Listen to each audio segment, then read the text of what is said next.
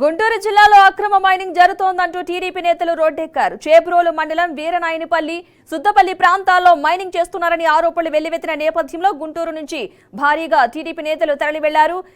మాజీ ఎమ్మెల్యే ధూళిపళ్ల నరేంద్ర ఆధ్వర్యంలో జరుగుతున్న పోరుబాటకు మాజీ మంత్రి దేవినేని ఉమా మద్దతు పలికారు. 2200 కోట్ల రూపాయల మేర అక్రమ మైనింగ్ జరిగిందని దేవినేని ఉమా ఆరోపించారు.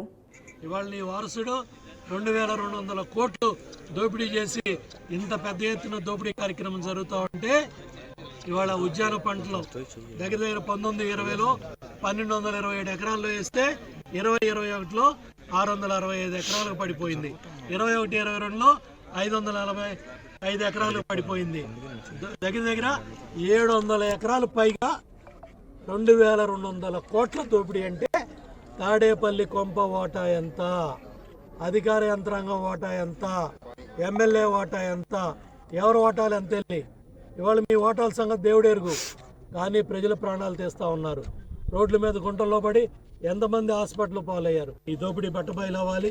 అందుకనే ఇవాళ ధూళిపళ్ల నరేంద్ర గారు, తెలుగుదేశం జనసేన కార్యకర్తల నాయకుల ఆధ్వర్యంలో దగ్గర 21 కిలోమీటర్లో ఈ 2 రోజులు మరి పాదయాత్ర చేయబోతా ఉన్న కార్యకర్తలని, నాయకుల్ని అందరినీ కూడా మనస్ఫూర్తిగా అభినందిస్తున్నాను.